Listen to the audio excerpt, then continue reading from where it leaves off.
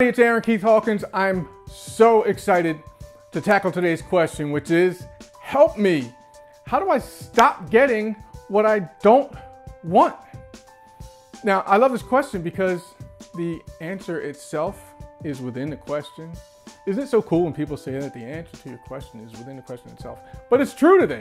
The answer to the question is in the question itself. You understand what I mean by the time we finish up today after these few minutes. We've all been there, right? You know, if you're anything like me, which you probably are if you're watching this video, you're a good person, you're doing the best you can with the resources you have.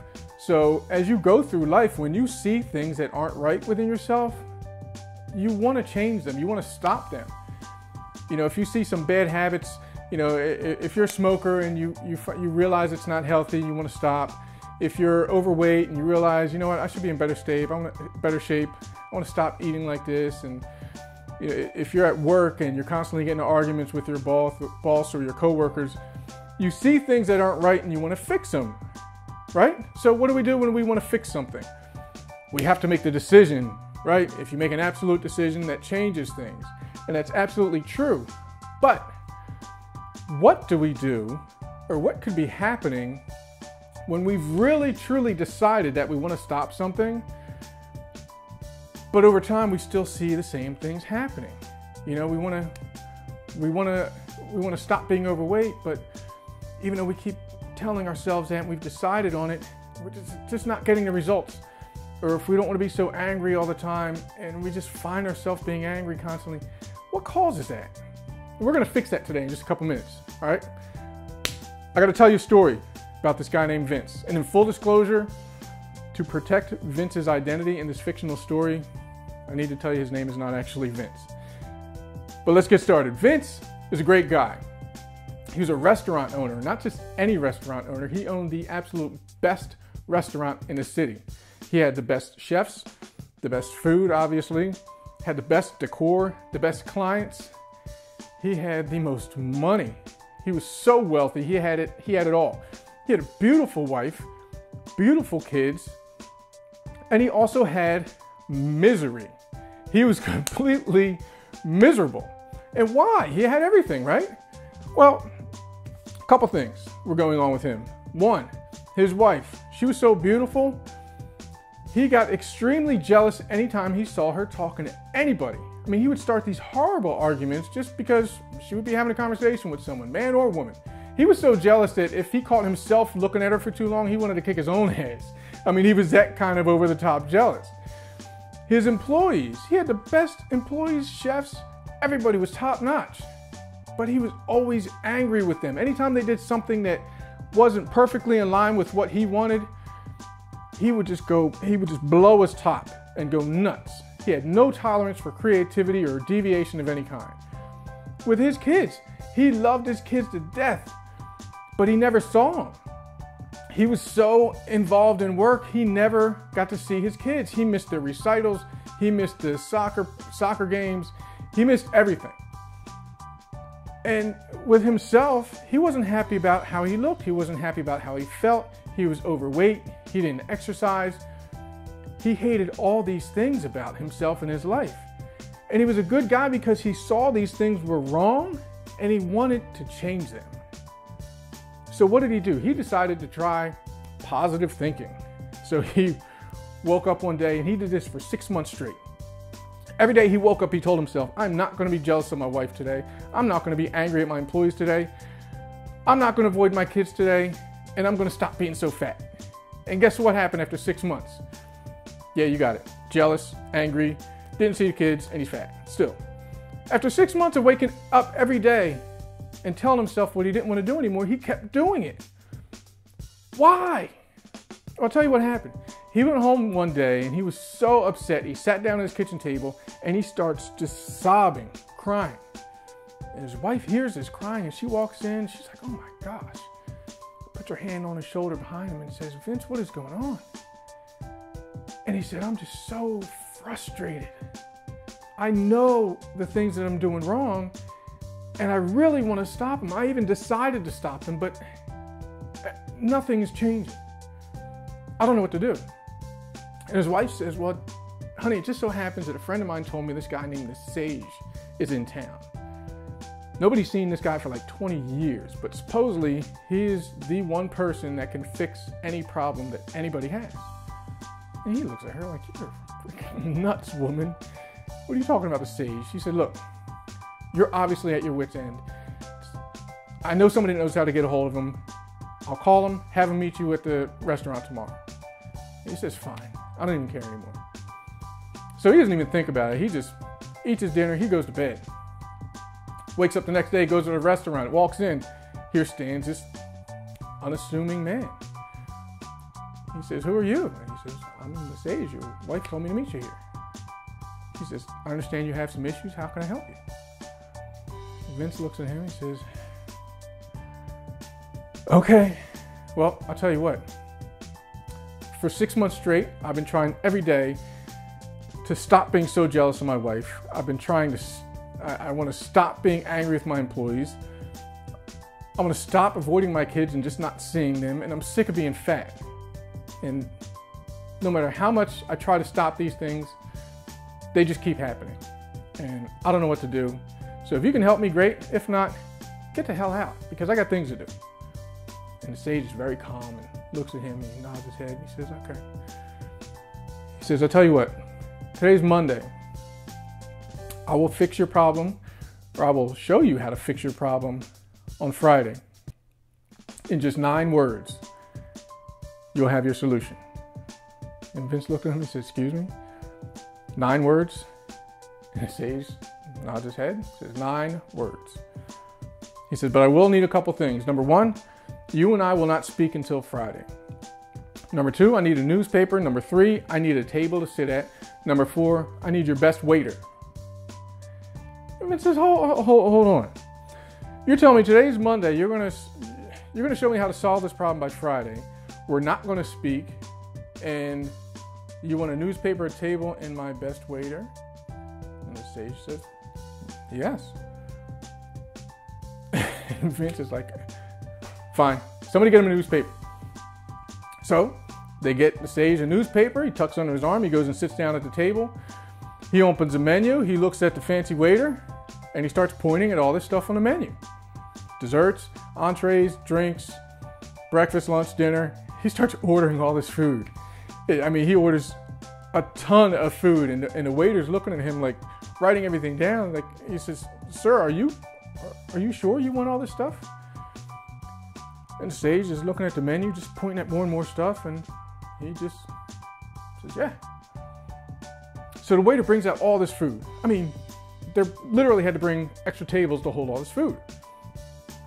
And when all the food comes out, the Sage just sits there, opens his newspaper, and starts reading. He reads the paper for like 15 minutes, folds it back up, tucks it under his arm, gets up, pays the bill, and leaves. Vince sees this going on, and he's like, what just happened? And they said that he ordered all this food and he didn't eat any of it and he left. So now Vince is hot. So Tuesday comes. The Sage comes in around lunchtime. He does the same thing. Orders a ton of food. They spread it out everywhere. He reads his paper, gets up, pays the bill, he leaves. He does it Wednesday. He does it Thursday. He does it Friday. Finally, Friday comes around. Vince storms in, makes a beeline for him. And he looks at him. He says, are you a complete idiot? He said, you told me that you're going to show me how to solve my problem by Friday. We're not talking, and all you've done every day is order food that you didn't eat, read your newspaper, and leave. What is wrong with you? What is it that you even want? And the Sage looks at him and says, sir, now that you think about it, all I want is some tea. And now Vince just turns beet red. He's like ready to blow his top. He's like, tea? You want tea? And the waiter sees this going on and he's like, I'm gonna go get this guy some tea before the boss kills him. The waiter comes over, puts the tea down in front of the Sage. Vince is just beet red with anger, and the Sage very calmly picks up his tea, takes a sip, and he stands up and he looks at Vince. And Vince says, you told me you were gonna fix me. Show me what my problem is in 9 words. And the Sage nods his head. He sips his tea.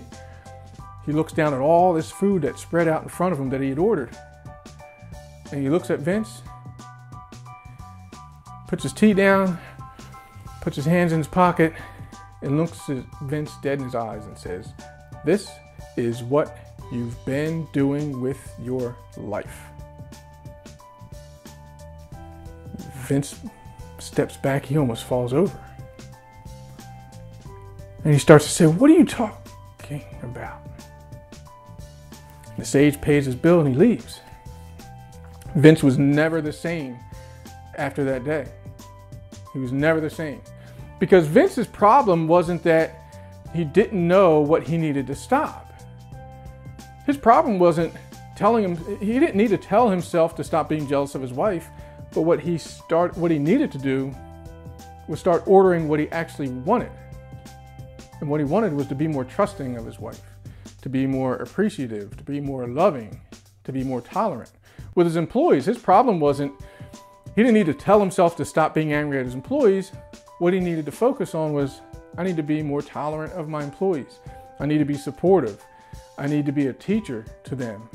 I need to be curious about what they do, what their perspectives are. I need to appreciate them. With his children, he didn't, telling himself that he didn't want to be away from his kids wasn't helping him. He already knew he didn't want to be away from his kids. But what he needed to do was order what he wanted. He needed to order himself to be at the kids' games, to spend time with them at home, to help them with their homework, to be there at their recitals. With his weight, telling himself to stop being fat didn't get him anywhere. What he needed to tell himself to do was to start eating healthier and exercising regularly. All the sage did was change his perspective and show him that he was ordering all this crap that he didn't want every day, when all he had to do was order what he wanted. That was it. See, our minds, our subconscious minds are funny, or our unconscious minds are funny because, whatever we focus on, our unconscious mind brings it back up. Brings it right back up to us. And it's sort of like having a conversation with somebody when there's a bad connection. So you and I may say to ourselves, I don't want to be fat, I don't want to be fat, I don't want to be fat. And all our unconscious mind hears is, what'd you say? Oh, you want to be fat? Cool, let's go get some moon pies. And that's all that comes back up into your head. And it doesn't help you, and it just creates this snowball effect of the same thing happening over and over. So you have to introduce new thoughts. You have to introduce your destination. I mean, if you sit down in your car, if your car has GPS or your smartphone, you go to Google Maps and you want to get somewhere, if you have somewhere you want to be, you don't go to your GPS and plug in, okay, where do I want to go? I want to go not home. Well, you're already home. That's not a new destination. So if you just sit there and go, I don't want to be home, I don't want to be home, I don't want to be home, guess what? You're home. So until you tell yourself where you want to go, you're likely to wind up in the same place. So whatever behavior, whatever habit that you're recognizing that you don't want, that's great that you recognize, okay, I don't want to be here anymore. But what we have to remind ourselves is knowing what you don't want is fine. That's the baseline. That's the starting line. But you can't stay at the starting line and wonder why you didn't get to the finish line. Well, you have to focus on the finish line and go there. So telling yourself, I don't want to be fat anymore, I don't want to be fat anymore, I don't want to be overweight, that's not helping you to get to healthy. What you need to say is, I want to be healthy, I want to be fit, I want to exercise every day. If that's your goal, now you have a focus, now you have a target, now you can get there. And it is so simple, but most of us play our lives just habitually in our society. We play on defense all the time and we wonder why we're not getting somewhere. All we think about is what we don't want, what we're afraid of happening. And we get so tied up in the don't wants that we neglect our wants. It's important to remember that. So, two things to remember. Number one, whatever you feed your mind will feed back to you and it'll manifest itself. And that's what was happening with Vince. He was simply feeding himself what he didn't want. And that's why he stayed in the same place he was. Once he started feeding himself what he wanted, he started feeding his mind what he wanted to change to, that's when results started happening. So it's very simple, but it's extremely important. And the second thing is, we have to make sure that what we want is in line with what we actually value. And that's what the great thing was about Vince. Vince really did want to stop being jealous of his wife. He really did want to stop being so mean and angry at his employees. He wanted to stop missing time with his children, and he wanted to stop being overweight. He really valued those things. And once he made that shift and actually started focusing on what he wanted instead of those things, that's when everything changed. And I think that's what will change for you if you ever find yourself in a place where you're getting the same thing over and over again. Just shift that lens simply from what you're not wanting and shift your focus to what you want, because then you can get there. Then you can start using your senses to see, okay, how much progress am I making and how can I improve?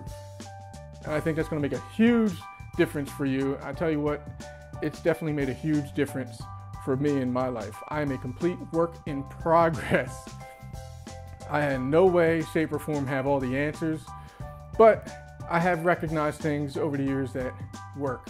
And I think this is definitely one of them. So remember, focus on what you want, not so much on what you don't want. And I think that'll help you big time. Let me know what you think. As always, you can reach me at aaronkeithhawkins.com. Please go to Facebook, like my fan page, Aaron Keith Hawkins Fan. Stop in there. I think you'll love the material I have on there. Give me a like. You can also find me on Instagram at Aaron Keith Hawkins. And until next time, I appreciate you, as always, spending time with me. And I know we'll get to chat soon again.